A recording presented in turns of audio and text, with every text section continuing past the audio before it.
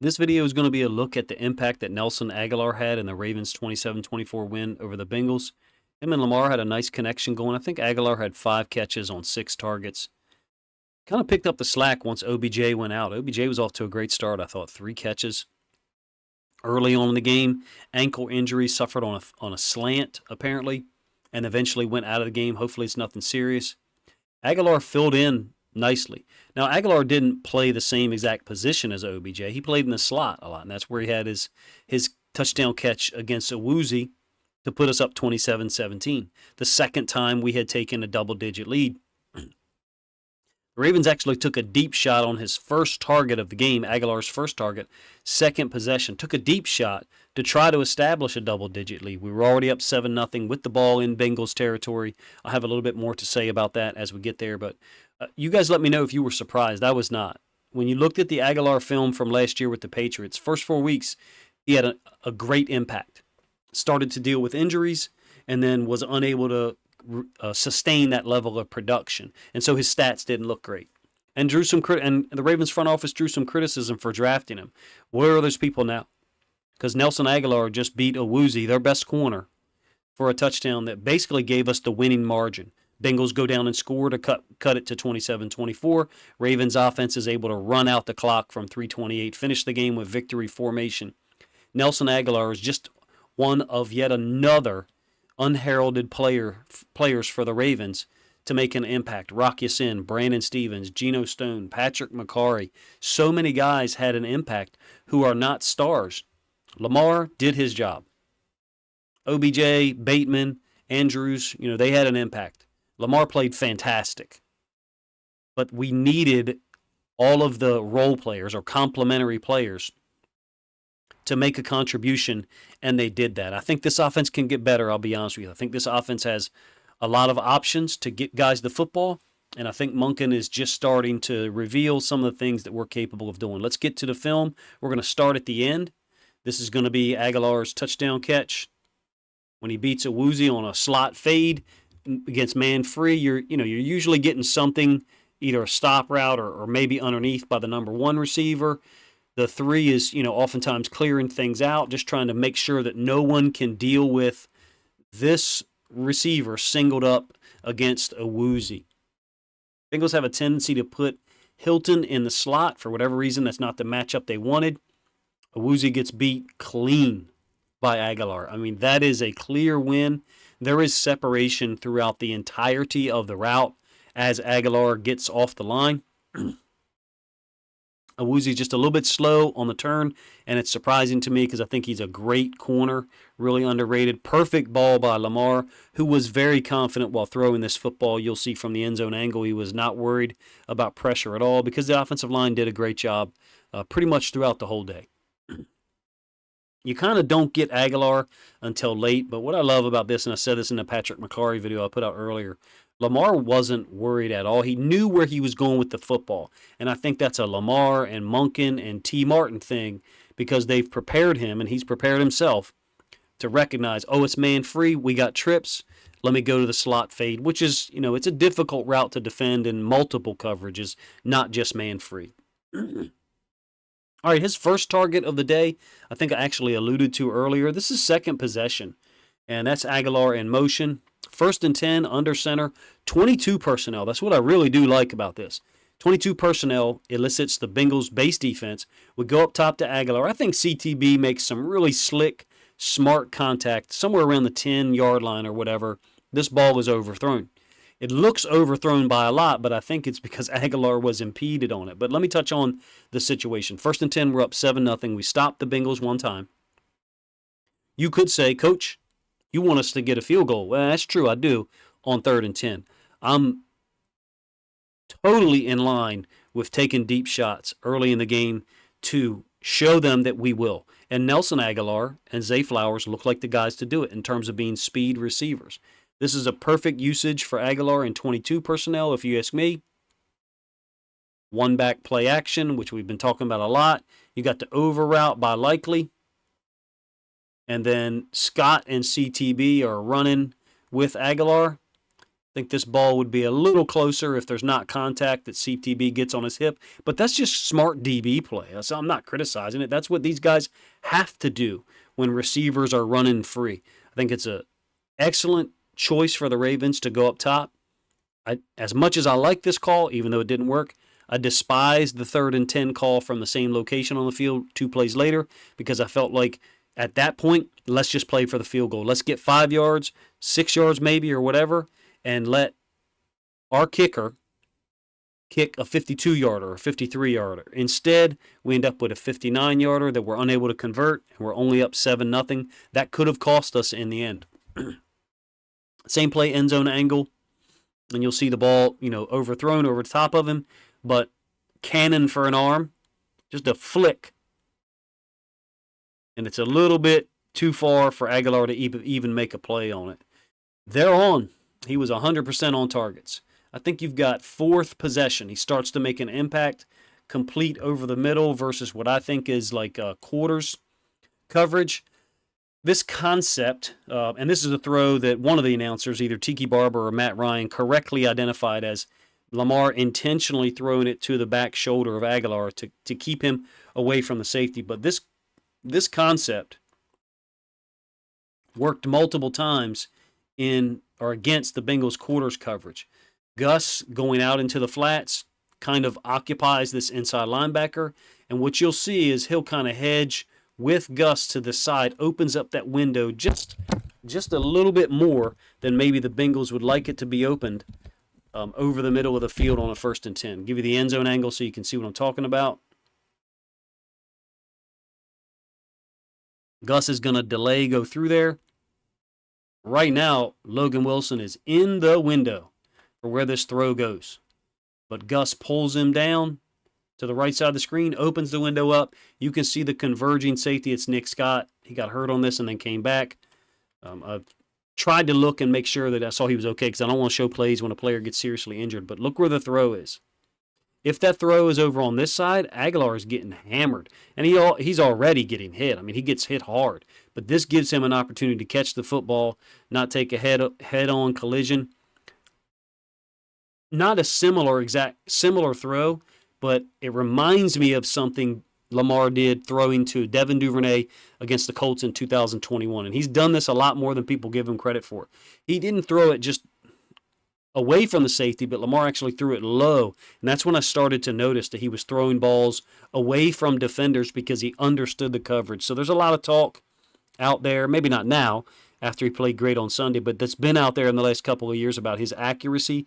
And there's really truly people who analyze the game who don't understand when a quarterback is doing what I just showed you Lamar did. Intentionally throw the ball behind the receiver to allow him to catch it. You can kind of tell on Twitter the people who do and don't know what they're talking about because they won't understand that point. All right, 5th possession before halftime. This is a 2nd and 7. I think it's a 10-yard completion to Aguilar.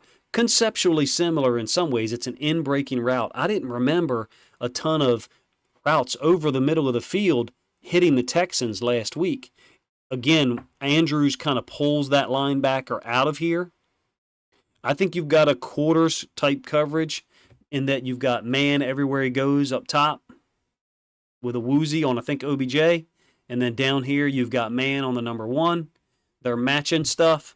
Wilson takes the first to the flats. Lamar sees the vacated space, gets it to Aguilar. Like I said, 5th possession. This is when we're in like hurry-up mode, trying to get down there and get the field goal that put us up 13-10. Same play, end zone angle. Beautiful job by Justice Hill of smacking Sam Hubbard. You can be physical even in the modern game, and the Ravens, I think, this is the 2nd game in a row where they have really out-physicaled the Bengals team, and that is a shot that a DN remembers, especially when it comes from a running back. This is one, for me, I wonder if Lamar wants to throw this ball further out in front, but he hasn't confirmed over here. I don't see the safety off the screen on screen. I wonder if he didn't confirm it, so he didn't know whether he could lead Aguilar out there, knows that we're in field goal range, and is just trying to get a completion to get us there. Same possession, again over linebacker level, Aguilar down here at the bottom side, showing like a sticks look initially, conceptually similar to the other two that I've talked about. Justice Hill kind of pulls Wilson down as a linebacker. Now, it's also not easy to drop out of here at inside linebacker, square up, and then see something in front of you. It's not an easy thing to do in terms of not taking the bait. Showing their little mug look. Wilson gets out of here. Running back breaks in front of his face. Wilson comes down on it, and you'll see as immediately he knows he's done wrong. One that Lamar threw down low again, I think, to protect Aguilar, understanding that we're in field goal range. You'll get the end zone angle so you can see. Look, I think Logan Wilson is a fantastic football player. I'm not picking on him. It ain't easy to play inside linebacker, certainly at this level. Another thing I like about this is Lamar appears to be looking over here to Likely. I think he had like a smash concept over there to the left side. Nothing available. Comes back. Aguilar. Boom. Beautiful play from Lamar. And Aguilar having an impact. We go up 13-10 on that fifth possession. Seventh possession, I believe. Sticks.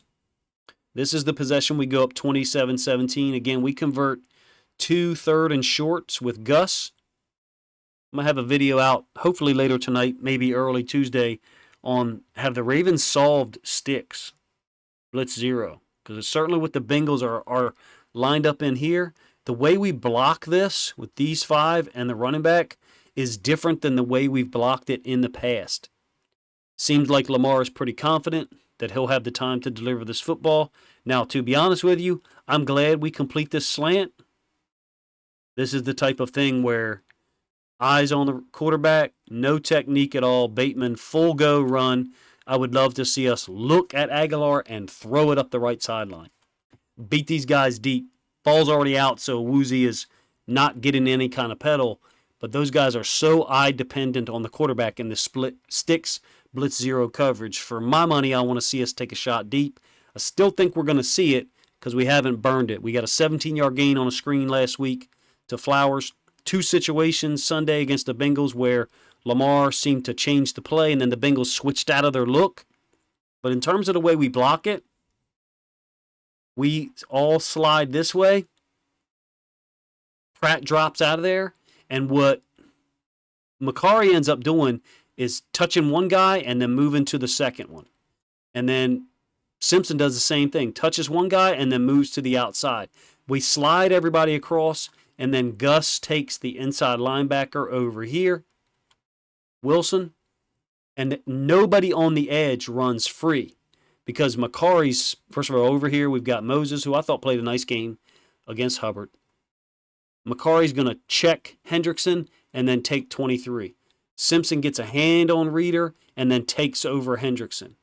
Pratt has pulled back out of there. Could be the read, the same thing the Dolphins have done in the Sticks Blitz 0. The other teams have tried to adopt. That's what made their version of Sticks so much better in 2021, is that they had guys reading the lineman to their inside. If that lineman stepped to them, then they dropped out of there, basically creating a domino effect whereby the edge rusher away from the slide would be free. So what the Ravens appear to have done here, or adjusted with, is letting these guys take the edge rusher. Macari does work his way out to Hill, utilize the running back on the inside, checking to the linebacker. You can see Gus has got his eyes on him pretty much the whole time. Picks up Wilson. Nice job. Boom. 9-yard gain. All right, back to the slot fade for a touchdown. Lamar has targeted Zay Flowers on this through 2 weeks. I think he targeted OBJ against the Texans on this. I believe in the joint practice against Washington, he targeted someone else, and now we've got him a touchdown to Aguilar. We didn't run the slot fade a ton against man free under Greg Roman. We just didn't, to my knowledge. I don't remember it. If you do, let me know in the comment section. At this point, Lamar has been our starting quarterback since 2018. There's a ton of reps out there. This game, to me, he looked as comfortable as we've ever seen him, even though early on he did have to scramble 2 or 3 or 4 times to make some yards. And the Bengals, look, they're a good defense. Like Harbaugh said in the press conference, they're going to be around. They're not going anywhere. We're going to have to see them again. on Thursday Night Football. Thankfully, we have a lot of depth to account for some of the injuries that we have, and the injuries are piling up across the league. You saw that, in Monday Night Football with Chubb's injury, looked pretty awful. We're blessed to have depth at some of the positions where we have injuries. Ronnie Stanley goes down. Patrick McCarry filled in, did a fantastic job. OBJ goes down. Nelson Agholor, 5 catches, touchdown that puts us up by 10. Marcus Williams goes down. Geno Stone gets an interception on the goal line. That's the sign of a good team. It's a sign of a deep team and a sign of a front office that knows what they're looking at. And in the case of Nelson Agholor, they did. They went out and saw a guy who had talent and we could get for a low salary, to my knowledge, and it's already paid dividends by him beating Awuzie man-to-man to make a statement that you can't just play man-free against us because we have weapons that can win even against your best corner. Appreciate you guys' time. If you enjoyed the video, please let me know in the comments section. If you think other Ravens fans would enjoy this film study look at Nelson Agholor, please consider grabbing a link to this, sharing it out on social media to help this content get more reach.